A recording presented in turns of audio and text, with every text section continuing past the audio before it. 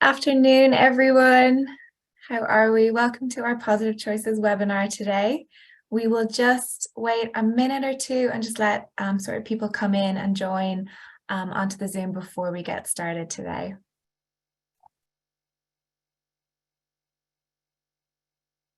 I can see we've still got some people joining. We had a lot of interest in this webinar today, which was really great to see. We're excited to have you all here today.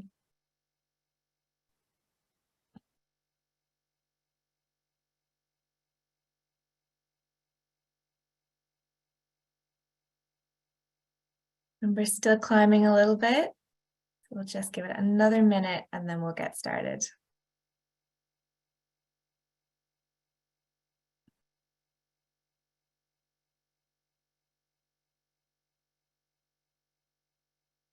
Okay, so good afternoon, everyone, and a big welcome to the Positive Choices webinar series today. So my name is Dr. Emma Devine, and I work as a researcher at the Matilda Centre for Research in Mental Health and Substance Use at the University of Sydney.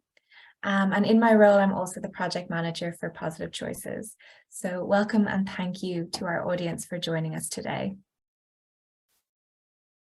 We're all coming together today from different parts of the country. So to begin, I'd like to start by acknowledging the traditional custodians of country throughout Australia and their connection to land, water and community. So I'm currently on the land of the Gadigal people of the Eora Nation, and I pay my respects to elders past and present. I further acknowledge the traditional owners of the land on which you are on and pay my respects to their elders past and present.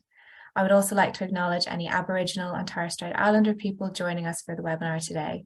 And if you would like to, it'd be great to see where you're joining us from, and you can post it into the chat if you'd like to share.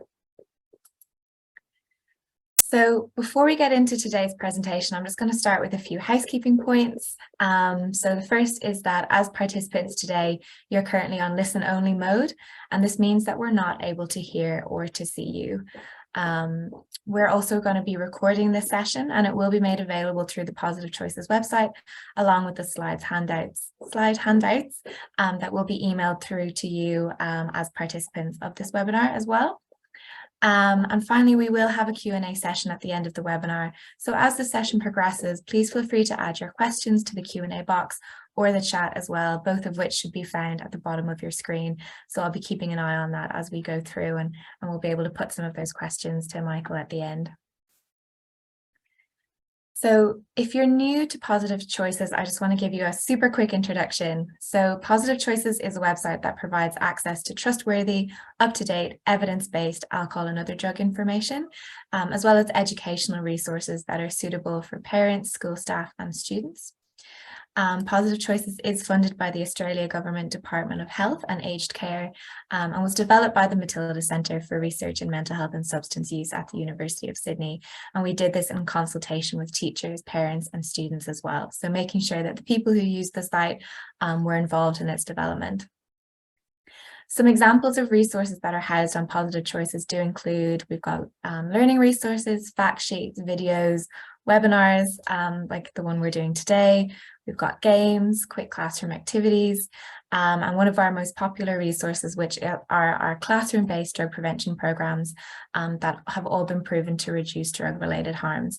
So I encourage you to visit the website and have a look at some of these resources. If you'd like to, you can scan the QR code or the link will be posted in the chat as well. So enough of that and on to today's webinar. So today we're going to be looking at youth drinking, and we're really excited to have Dr. Michael Livingston presenting for us today. So Michael is a quantitative alcohol researcher who has worked at the Centre for Alcohol Policy Research, the National Drug and Alcohol Research Centre, and now the National Drug Research Institute. And his work spans alcohol policy evaluation, alcohol epidemiology, survey methods, but he does have a particular focus on understanding population trends in drinking and harm. Michael has published more than 200 peer-reviewed journal articles and has contributed to policy and practice.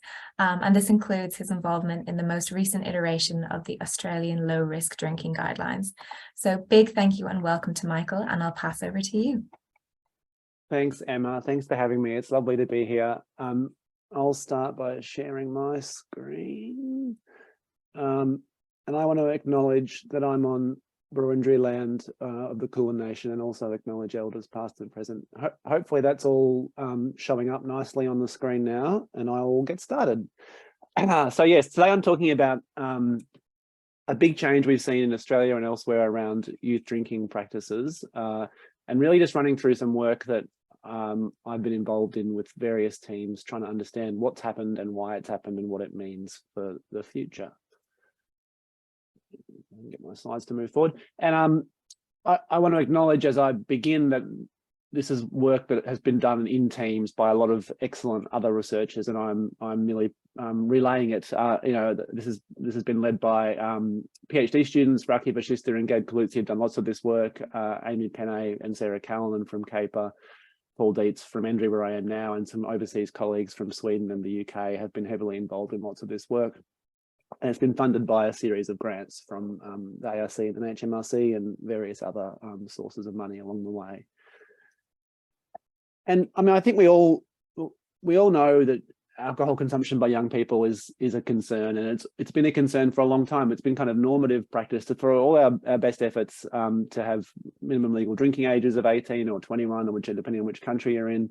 It's been common practice for underage young people, for teenagers, to drink alcohol and to have problems from that drinking. And just if you go back to the turn of the century, in many European countries, the vast majority of 15 and 16-year-olds were drinking, and often drinking to the point of drunkenness.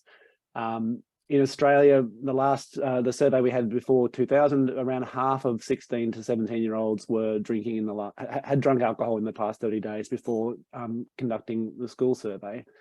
And this had been a kind of ongoing concern, a kind of growing concern. There'd been good data from school surveys and other sources that show that this was an increasing practice amongst teenagers, except maybe in the US, where it had kind of stabilized after they'd went through a whole complicated series of changes around their drinking age. But in many European countries and in Australia, there was kind of growing concerns through the 90s about underage drinking and harms from alcohol. And before I mean, this whole talk is about how things have changed from that, but it's worth reiterating that it still is a major public health issue, and that alcohol still is a huge contributor to the burden of disease for young people in Australia and elsewhere. And we know that drinking heavily as a teenager is both a risk in and of itself as a teenager, but also predictive of a range of later problems linked to alcohol. So it's been a major public health issue, and it was a kind of, there are a series of editorials in journals around 2000 about this kind of worrying shift and increase as kids move into kind of more and more heavy drinking.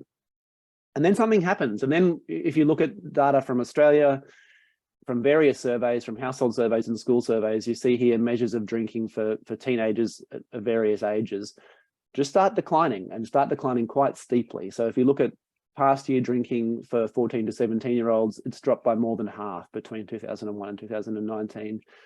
Past week drinking in the school survey, the same, drops of more than 50% for these teenage populations in Australia.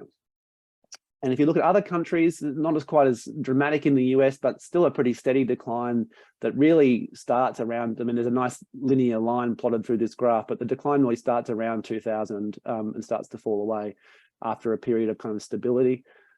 In the UK, again, pretty stable till about 2000, and then drinking starts to drop on various measures in various age groups, whether it's ever consumed, whether it's drink regularly, whether it's young teenagers or old teenagers.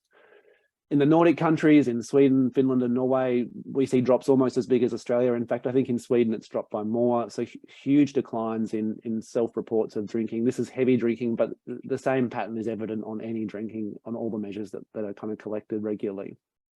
And in New Zealand, again, starts maybe a little bit later in New Zealand, but pretty steep declines. Here again, we're talking about heavy drinking. This is just data that's been cobbled together from various surveys, but we see kind of almost at the same moment consistent drops in drinking from a number of countries that have kind of historically worried about alcohol consumption, especially around young people.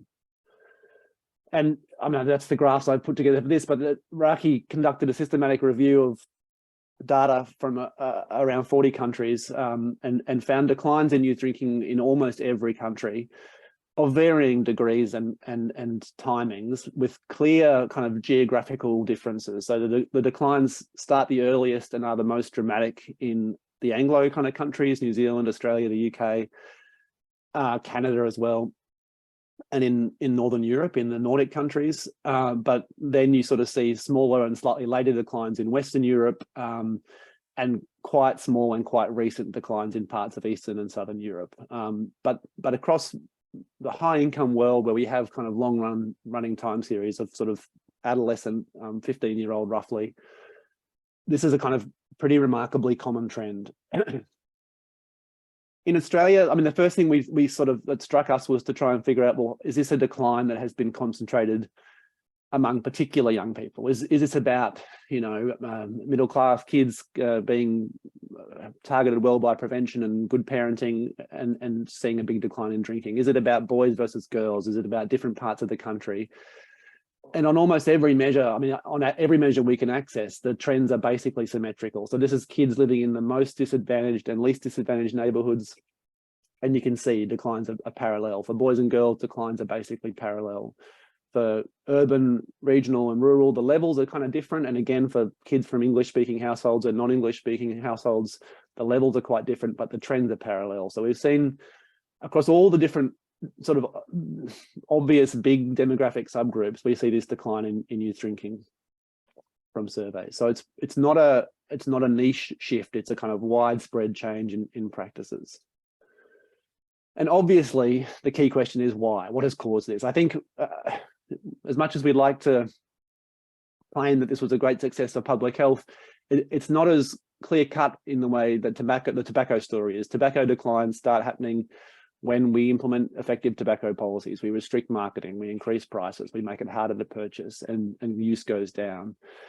In the alcohol space, there's not, we'll get to the kind of specifics, but there aren't obvious policy interventions that have been implemented that have caused these declines. So there's a whole bunch of theories that people have started to kind of work through about why we might see this big drop in youth drinking. And I've just listed a few here. The one that gets raised to me the most often is that, well, they're all using other substances, and we'll come to that later, but that's the one that's kind of the most clearly not the case. But there are a range of other theories people have about what might have caused this shift around family practices, around perceptions of health and risk, around the growth of online ways of interacting and living, around policy, around attitudes and potential kind of generational reactions against, you know, heavy drinking older generations. And almost as many people as you talk to, this is a conversation I end up having with taxi drivers and random people I meet at meetings, and it's everyone who's got kids has opinions about what might be causing this, but or is skeptical that it's even really happening if their kids are not part of the group that have dropped their drinking. So to start, this is kind of mostly work from one big ARC grant that we had.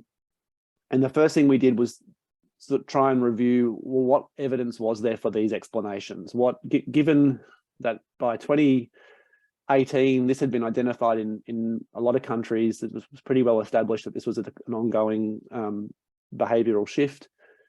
We thought we'd look and find what have people published about what might be causing this. And so Raki led a systematic review again and found really only a handful, 17 papers that fitted into our criteria of kind of looking explicitly for explanations for this decline rather than just describing the decline.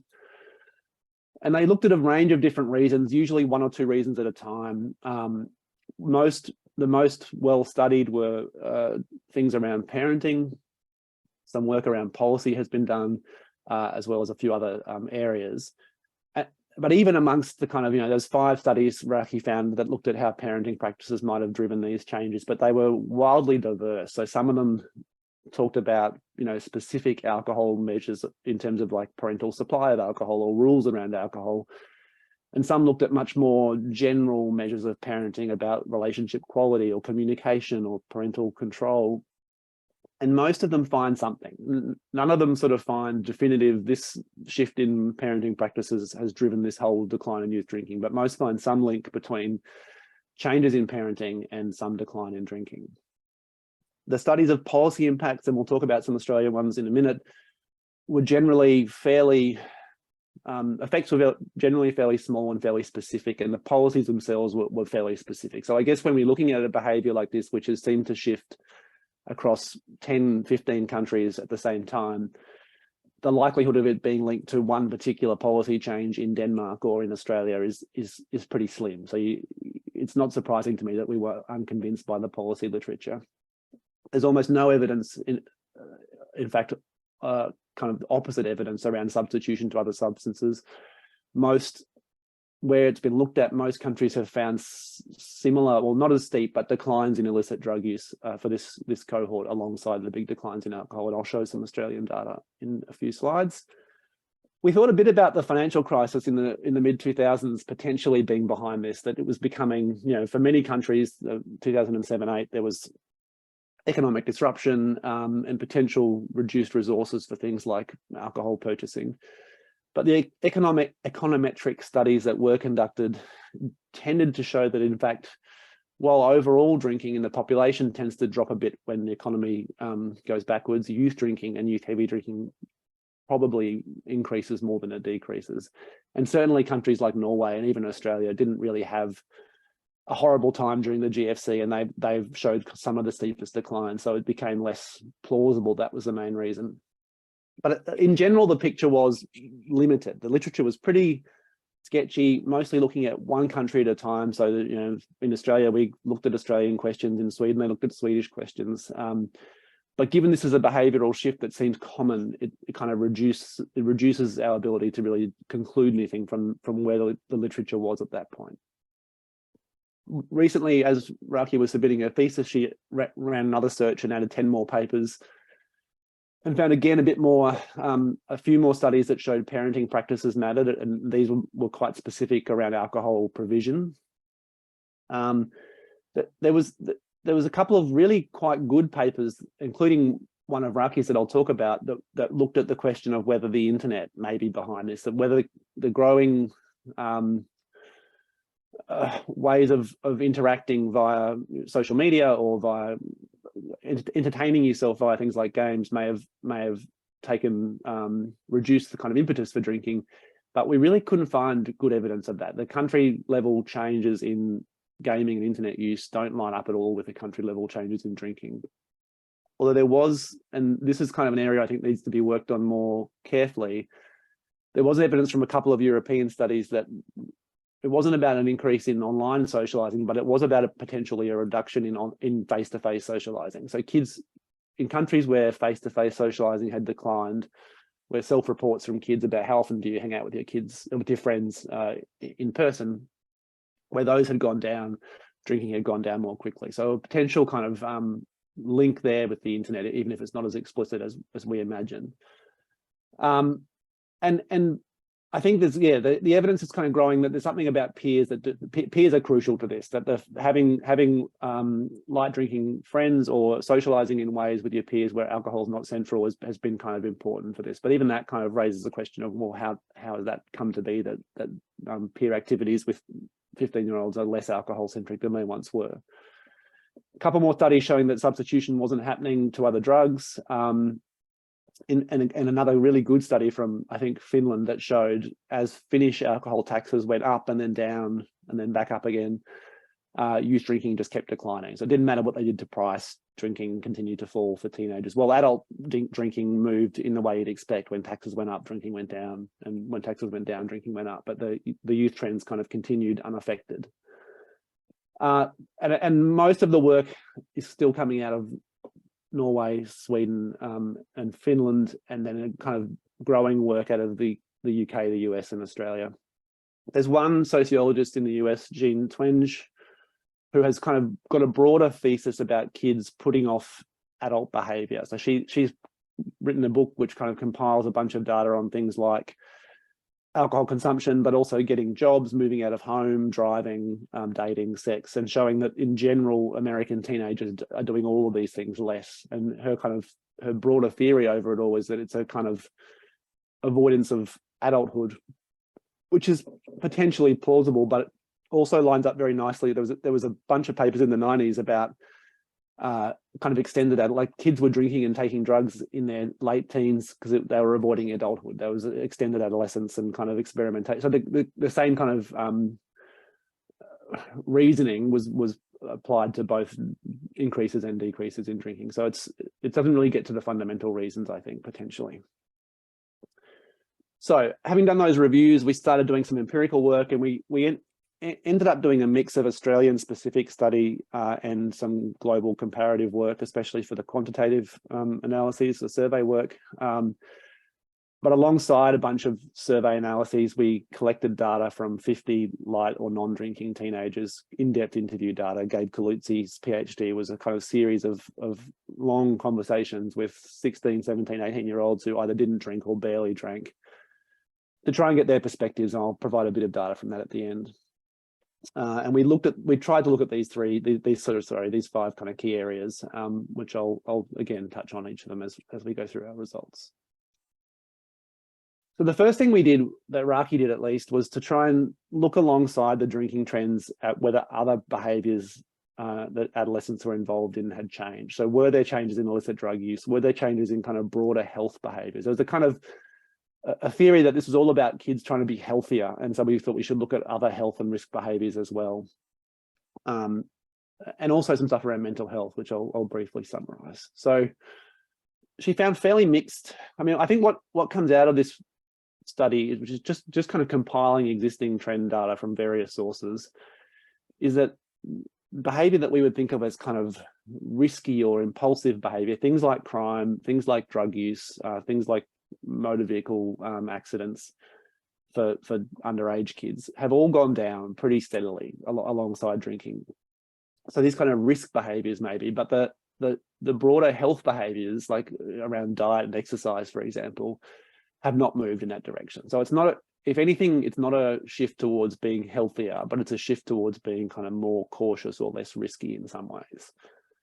There was some evidence from some survey data, and I think that's got stronger since this came out, that mental health for teenagers has gotten worse in this period. So, you know, anxiety and depression has increased amongst this group as drinking has gone down, which is not necessarily what we would have expected. There hasn't been big changes in kids' experience of school retention or employment, although our data on that was pretty poor. But it's not, there haven't been marked shifts in that in this cohort that we've been able to identify. And we didn't look at things like driving, or moving out of home, but they've clearly moved in Australia in the same direction as they have in the US, towards kids being less likely to get driver's license, for example, and less likely to move out of home. But some of that is quite structural in some ways around economic concerns. It's much harder for a kid to move out and go to uni and live in a share house or a college than it used to be, just from a financial perspective. But potentially that's still part of the whole story, that there are these kind of delaying markers of adulthood being pushed back. You don't move out when you're 17 now, you move out when you're 25. You don't start to drive until you're in your 20s. So maybe there is a kind of broader delaying of adulthood, but I think the clear finding we found really was this kind of decline in risk behavior. So you can see here, this is use of cannabis, and it declines pretty steadily through the period, kind of flattened out a bit at the end. This is inhalant use. Oh, sorry, this is inhalant use. This is cannabis. They've both gone through a kind of pretty steep decline through the first half of the 2000s, and then some stability since then. And that matches, this is from the school survey, that matches data from the National Drug Strategy Household Survey as well. So for all our obvious worries that declines in drinking would be driven by shifts to other substances, it doesn't seem to be borne out by the data that we can access. And certainly other illicit drugs for this population of 15, 16-year-olds, things like methamphetamines or ecstasy and related drugs are trivially small. They're not making up the kind of dramatic reduction in drinking that we've seen by shifts to those kind of rarely used or rarely reported substances. Similar declines in crime. There's a good book that Don Weatherburn has just put out about the big decline in crime in Australia in the 2000s, being driven mostly by a kind of reductions in this cohort's offending. So young people coming through are not getting involved in crime the way previous generations did, and some reductions in driving related injuries, for example. So those kind of immediate risk behaviours, the risk-taking behaviours, seem to have dropped alongside drinking.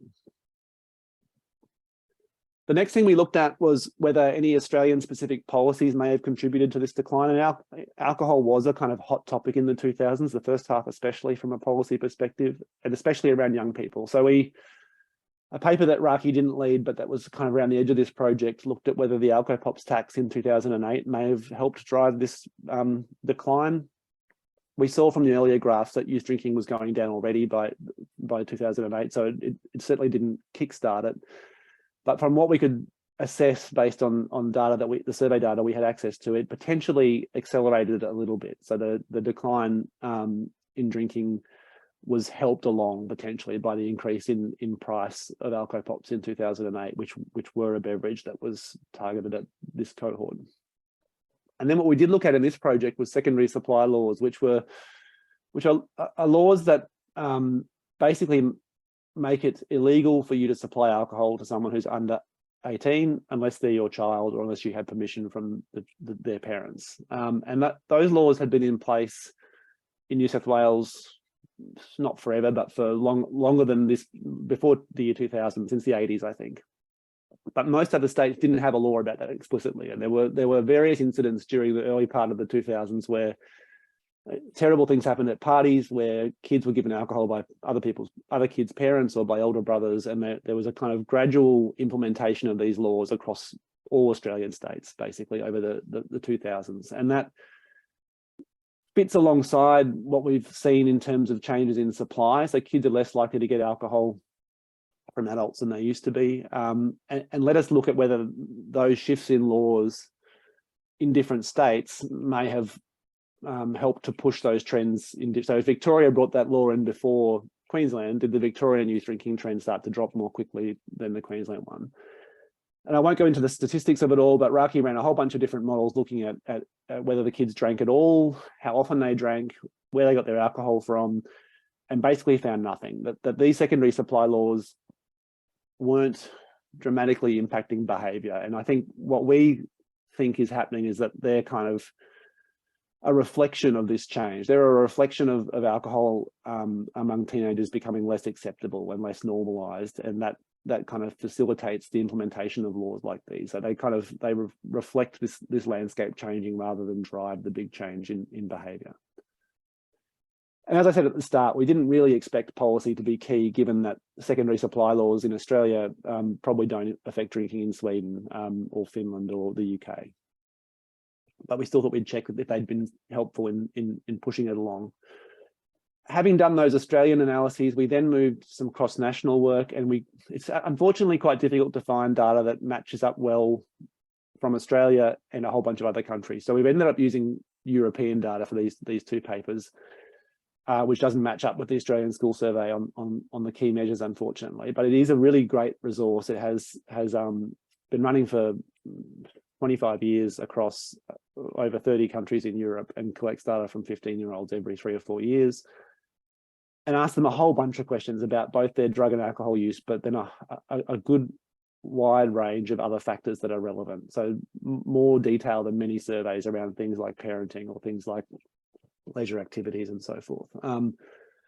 And surprisingly easy to access for researchers, which I was relieved about. And again, very complicated and messy to model the statistics, because you've got students in classrooms in countries over years, but Raki spent her PhD working through those challenges and managed to publish a couple of papers on the data. Firstly, looking at parenting. And as I said earlier, her review had identified that parenting was potentially important. And we've had good evidence from a bunch of other studies that parenting practices had changed. So we've known forever that parenting matters for youth drinking, but we also had data showing that parenting had changed in this period, that parents had become less likely to supply alcohol to their kids, were more generally had more strict rules in place around alcohol more generally, were more likely to know where their kids were on the weekends, and relationships had generally kind of increased in quality as measured in these studies. And there was a bit of, like, we talked a lot about the kind of the public discussion about alcohol and the developing brain that really I think did become a kind of widespread discourse in the early 2000s, that parents did become aware of the fact that alcohol as a 15-year-old was going to have potentially longer term impacts on their kids' development, and potentially, may have helped to push parenting practices in a more a lighter drinking direction. Yes, and most of the studies that we'd found showed some evidence that parenting mattered, but again, they had used a variety of measures and were mostly focused on, Swedish parenting or single country parenting practices. So we had an opportunity to look at across these 30 countries, and we ended up with kind of two scales for the parenting. Again, the items you rely on are what people put in surveys, and they're never perfect. They've been, someone decided in 1995 to collect this parenting scale, and you'd love if they'd collected a different one, but you make do with what you have. And they kind of ended up with two sets of items, one around supervision or control. So there was about 3 items asking questions like, asking the kid questions like, my parents know where I am in the evening, something about rules, and something about supervision, I think. And then a couple of questions about quality of relationship. So I can easily get warmth and caring from my mother and father. So these are all from the perspective of the child, because that's who does these surveys. But they were our two scales. I think we called them quality and control, or supervision, or something, were the two kind of terms we use for the two summary measures. Sorry, they're right here, supervision and quality. And we had data from 12 years where they'd been collected well across about 30 countries, and we looked at how did changes in those measures correlate with changes in self-reports of past months drinking. And I won't sort of try and explain the modeling, because even I struggle to understand it. But basically, at the individual level, for any given child, having more parents who are more higher levels of supervision tended to mean that the drinking was lower. So that kind of, we knew that kind of already. That's been the case since data's been collected. That parents who are more kind of aware of their children's whereabouts and practices tend to have lighter drinking kids. But looking at what had changed within countries, we didn't find that the changes in supervision were related to changes in drinking at a population level. We did find a small effect for relationship quality. So as parenting, as the child's perspective of kind of quality of parenting or quality of relationship improved, drinking tended to decline. So some significant effect over time between countries of this kind of parental quality. But still, even in the final models, most of the decline in drinking wasn't explained. So parenting probably mattered a little bit, but isn't the key driver of this practice. At least these measures of parenting did not fully explain or come close to fully explaining the decline in drinking that we saw across the European countries. We moved on after that to look at internet and gaming, because I think this has always been kind of my favorite potential theory, because it's international. Timing feels roughly right, that from the early 2000s onwards, this kind of grew in importance for kids. It's youth specific in a way that, if we're looking at, I should have said earlier, while all these trends in youth drinking are kind of similar, adult drinking doesn't match up at all. There's been no decline in adult drinking in Australia, except for young adults as these generations have moved through. It's similarly in Sweden and other countries. It's not a shift in drinking overall. It's definitely a shift in youth drinking. And so that the internet felt plausible as an explanation, because it probably does affect youth behavior in ways it doesn't affect older generations' behaviors. Especially the kind of social aspect. I mean, alcohol consumption for kids has always been a very social activity, and I think there is a growing, obviously there's a growing amount of people's social lives that are playing out via the internet. And so we theorized that potentially kids simply had less time to drink because they were spending their time in other ways, playing video games, being on social networks. In general, this was just taking up extra leisure time they had previously spent drinking was now spent via doing other forms of entertainment. Or more directly, I guess, it was affecting the way social events played out. So there were kids were having less social face-to-face social experiences and more social interactions that didn't center around alcohol. And there were a few studies at the point that Rafi did this. In all these studies, we're relying on fairly mediocre measures of internet and computer gaming, because things have changed so dramatically over 20 years that expecting surveys that asked a question in 2003 to have hit upon the question that makes sense in 2015 is asking a lot. So that you are relying on fairly weak measures. The recent SBAD surveys have wonderfully sophisticated measures, but we wanted to look at trends over time. So we were forced to use these kind of fairly crude measures about how often you use the internet for leisure activities, how often you play computer games. And they have pretty crude scales from never to almost every day. And one of the problems is that by the end of this study period, kids are saying almost every day, and almost all kids are saying almost every day to all these items. So it's not discriminating enough between different levels of use when we rely on these kind of broad scales. We also thought we'd try and use some more objective measures. So we used some data from the World Bank about household internet access, which did grow pretty dramatically over this period, and used roughly the same data as the parenting paper. So 15 years or so, 30 odd countries. And we found nothing really. We found no longitudinal links between the amount of gaming or internet use that kids reported and their drinking in a country at a country level. We looked at them combined, so any kind of computer time. We looked at them separately, gaming versus the internet, and we found no significant relationship. And as I said, I think the measurement is part of the problem here. We're not really capturing in a very nuanced way the way kids interact with the internet. And even the idea that like social media time is separate to social time is kind of nonsensical when you think about the lived experience of kids. Social media happens at parties, happens like they're not separate. They're not, the idea of simply substituting one for the other, it doesn't really make sense. So how we understand this, I think, needs a lot more thought, and maybe the surveys are never going to get us there, or at least not historical surveys. I think there is some, I will talk a bit more about the idea of how mobile phones and the internet have kind of relate to parenting as well, and parenting supervision and self-supervision. The idea that anything you do, or peer supervision, anything you do might be captured or put online is I think not picked up in this study, but is a relevant concern for kids, and certainly came out in our qualitative data, which I'll briefly cover now. So this was Gabe Kalutzi's PhD. I'm much more on the quantitative side, so I'm secondhand reporting this work, where he spent many hours talking to young people about their experiences around, or just about their lives, and then explicitly about how alcohol did or didn't fit into their lives. And I'll briefly cover some of the key themes that he hit upon.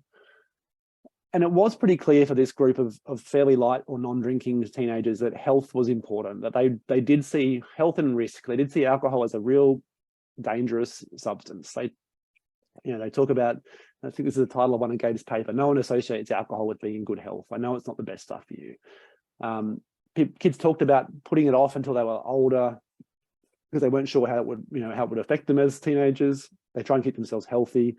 They know from the media and parents and stuff that your brain, they talked about the brain still developing. So there was this idea that came up again and again from kids that this was a substance that was bad for you, and they were not keen on that. There was a sense of wanting to avoid that risk. There was also, and this was, I mean, it doesn't explain why things have changed, but I thought it was kind of striking that these kids who don't drink or barely drink talked about sobriety being more authentic in a way that heavy drinking kids used to talk about drunkenness being authentic. You're more your real self if you're not drinking. Like, people say, I know it eases social anxieties, makes it easier to communicate, but I'd rather be socializing as my true self, if that makes sense. Whereas you read old studies of heavy drinking teenagers, and the opposite idea is there, that alcohol helps you be your true self, that it breaks down these kind of barriers and opens you up to being more authentic. So it's a kind of, it just struck me as fascinating how similar the arguments were that kids put for non-drinking and drinking. But a real sense that peers were important, that having non-drinking friends was really valuable to this group, that they were people they could be more intimate with, felt more supported by, had stronger kind of real connections with. This is a bit about that surveillance aspect of social media, which I was talking about. Just the social media in general. This quote is about the information you kind of take in from the internet and from technology. You hear more about the problems of the world, about violence and sexual violence and people being hurt from alcohol. And this kid says, I don't focus on it, but I think I probably soak all that in. And there's probably, has internalized this message. But also, and this came up in a lot of interviews, if someone posts something that you're drinking or that you've done and it gets to the wrong person, you get in trouble. The idea that what you do is surveilled and potentially never gone. If you get a photo of you doing something ridiculous, that could be there forever in ways you can't control. I think that comes out in conversations with this group as a worry. And I think that probably wasn't the case in 2003 when this decline started, but it's certainly the case now that that's a concern that is reported by these kids. And then this is one that we're trying to work more into this idea of just competing pressures and priorities, that kids feel too much pressure or have too much desire to do other things, to achieve other things that drinking gets in the way of. So, this kid says, at this stage of my life, I have too many important things going on to be waking up the next morning feeling sick. That can wait till I finish school. Like, you go out on a Saturday night, if you drink too much, you wake up on Sunday and you feel sick. How are you going to do the study and all the stuff that you have to do on Sunday? It seems a bit pointless to me at this point in time.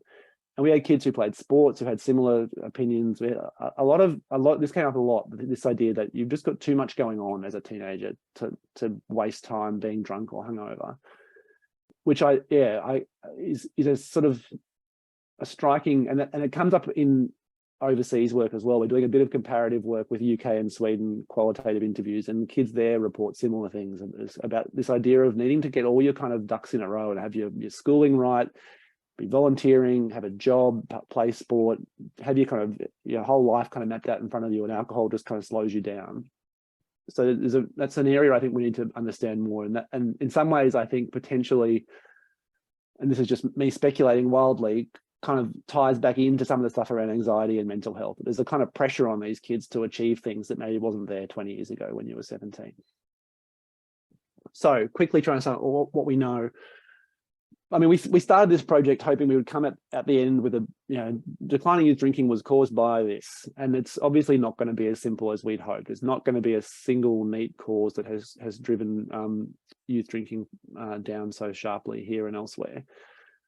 We think parenting matters. We don't think it is the whole story, and we're still not quite sure what factors around parenting matter.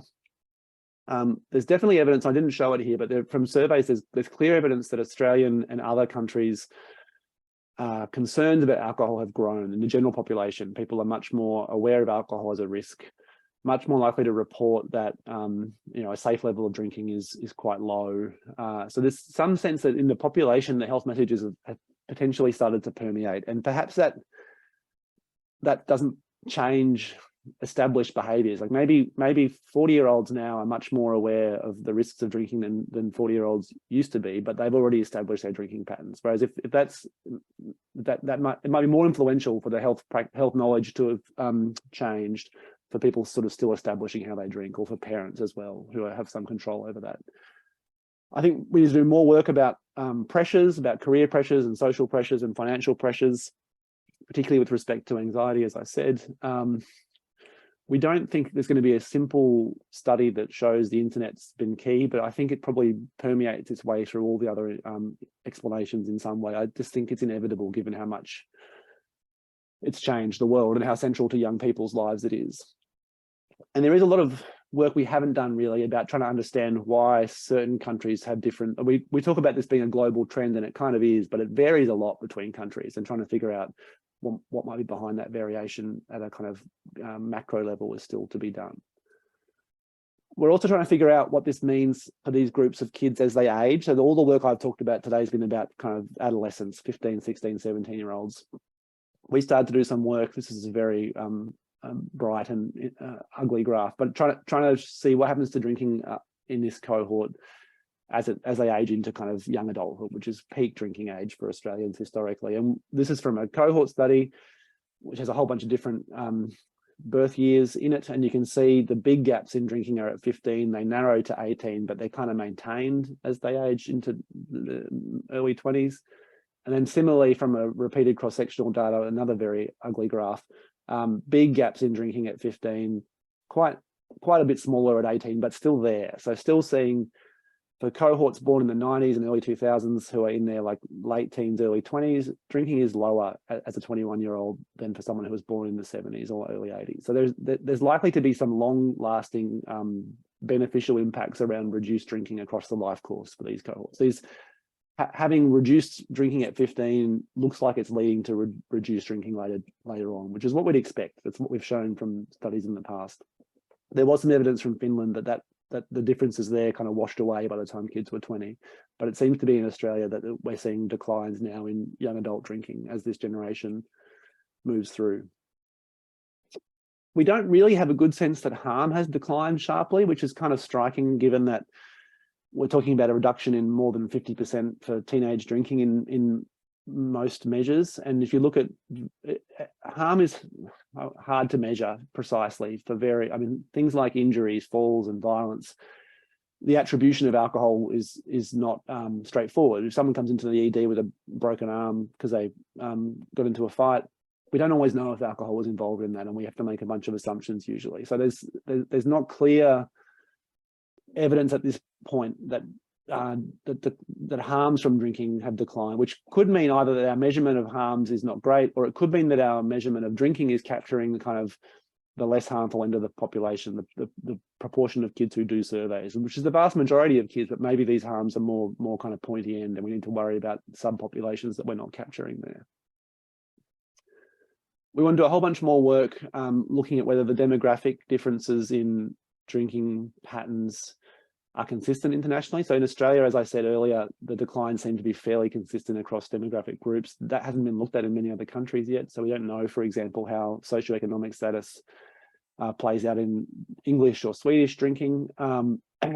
We've done a bit of work cross-nationally looking at young adult drinking, and those decline, like the declines in teenage drinking are much more consistent. So there are some quite marked global differences in whether the decline continues into adulthood, I think, that needs to be developed. As I said, some Finnish data suggests there that the decline in, they saw a very, very sharp 50% decline in teenage drinking, but by early adulthood, the gaps between generations had narrowed again. I just clicked a whole bunch of buttons, sorry. And then a kind of key question, I guess, which we haven't got to yet in this study, and I think has barely been wrestled with very well. Matilda's done some good work actually. How COVID-19 plays out for this story. This has been this big shift in behaviour for young people.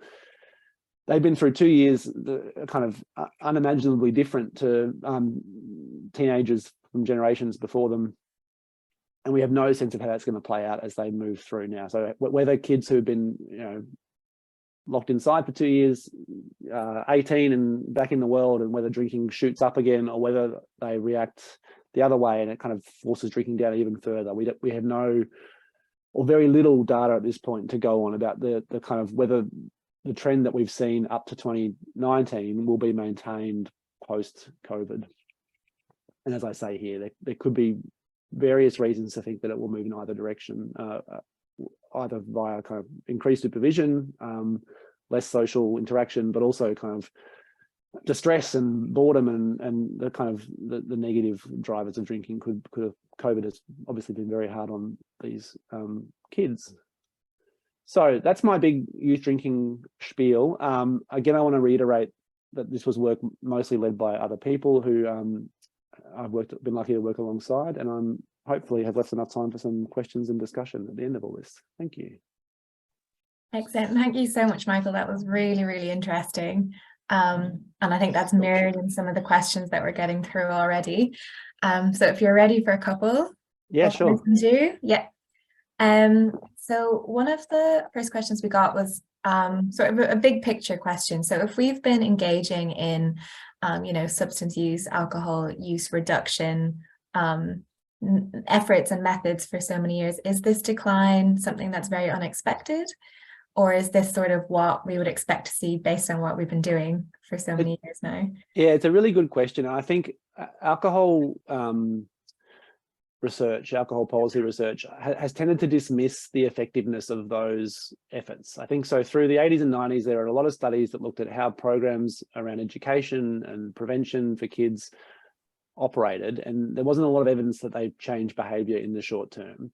But it's much harder to assess whether they kind of change broader attitudes and perceptions in a way that So no individual kid's behavior changes, but the next generation don't start what they would otherwise have started. So I think it's clear from the qualitative work and from survey data on perceptions of harm that the population is much more worried about alcohol than they once were. And that has come about via public health's work. So I think yes, but how and why is not as obvious. And with tobacco, I guess you had these kind of series of levers all being pulled together.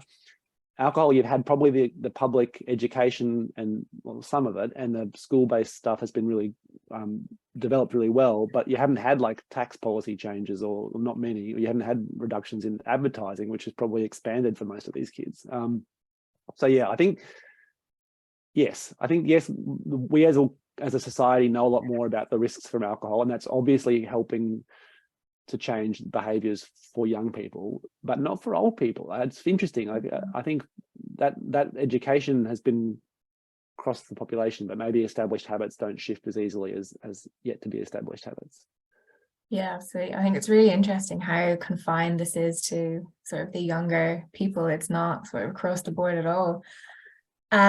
We've also got some questions around parenting. So it seemed from what you were saying that parenting is where there's maybe the strongest evidence, even though it is still, it's not explaining everything by any means. But can you speak a bit to what you think has changed about parenting that might be impacting the current young people? Yeah, there's two kind of strands, I guess, and there's one of them comes out of what we just talked about, which I think is parents are much more aware now of the risks of drinking and much more likely to set kind of sensible rules about alcohol and less likely to supply, and even if their kids are going to drink, they want to be supervised. I think in general that has shifted in a good direction. Mm-hmm.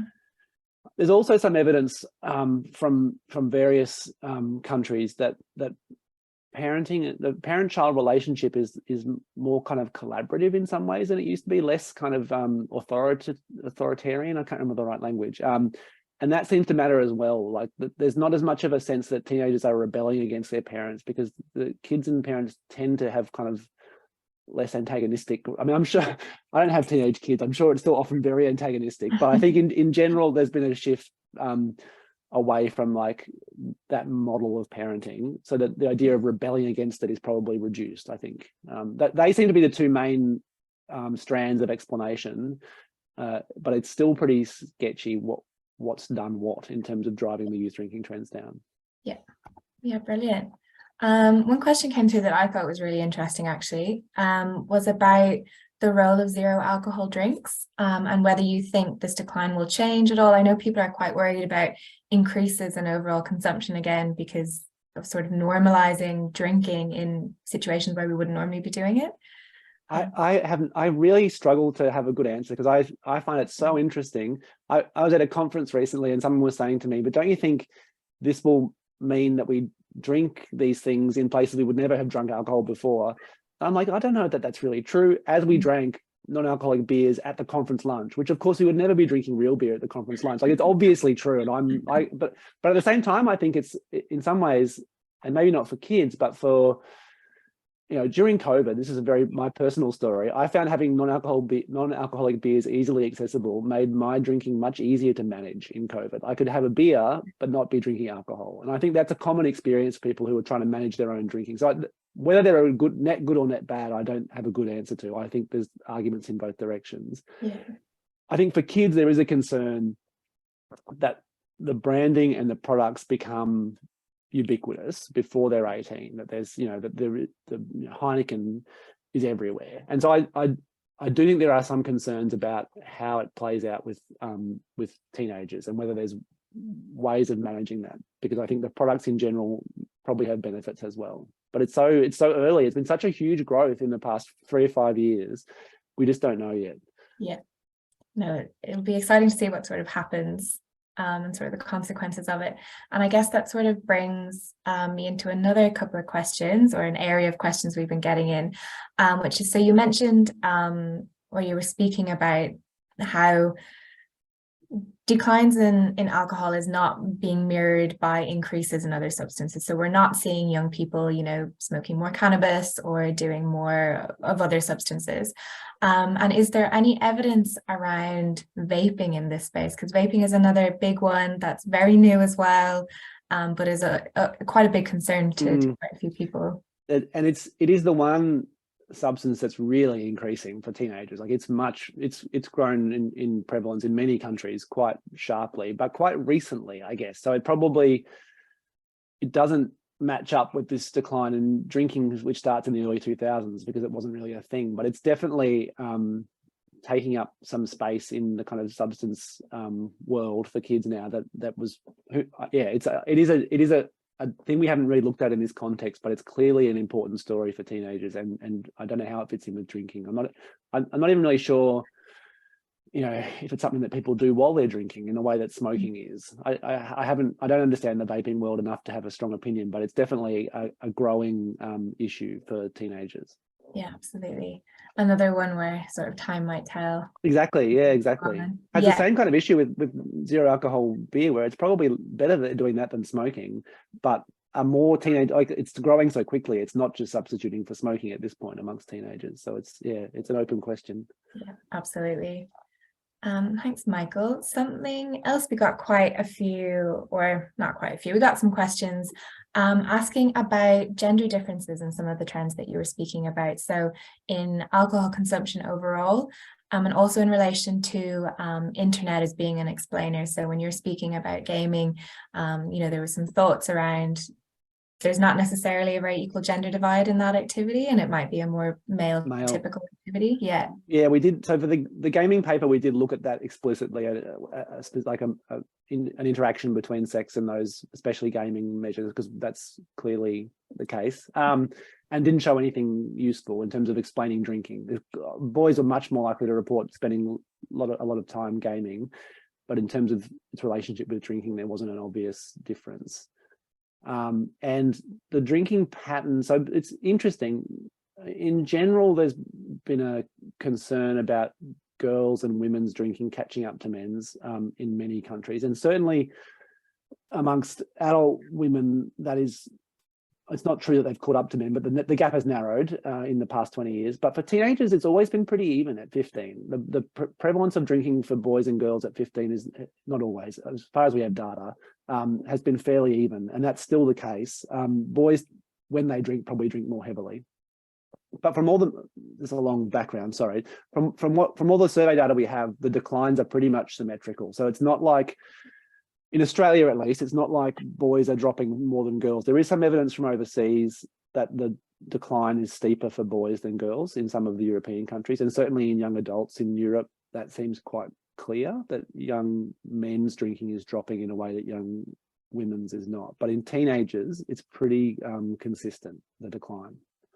Okay.